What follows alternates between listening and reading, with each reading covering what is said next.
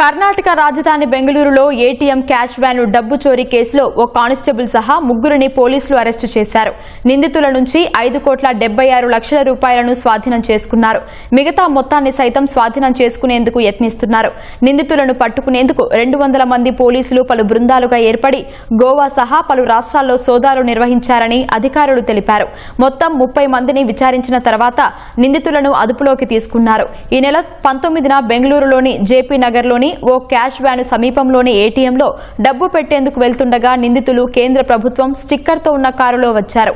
ఈ వాహనాన్ని క్యాష్ వ్యాన్ను అడ్డుపెట్టి తాము ఆర్బీఐ అధికారులమని చెప్పారు. డాక్యుమెంట్లు చూడాలని చెప్పి డబ్బుతో పాటు సిబ్బందిని తమ వాహనంలోకి ఎక్కించుకున్నారు. కొద్ది దూరం వెళ్లాక క్యాష్ వ్యాన్ సిబ్బందిని దింపి డబ్బుతో పారిపోయారు. నిందితులు 7,11,00,000 రూపాయలు ఎత్తుకెళ్లినట్టు సిబ్బంది ఫిర్యాదు చేయడంతో పోలీసులు రంగంలోకి దిగి నిందితులను పట్టుకున్నారు. చోరీ కోసం నిందితులు 3 నెలల పాటు ప్రణాళిక వేసి సీసీటీవీ లేని మార్గాన్ని ఎంచుకున్నారని పోలీసులు తెలిపారు.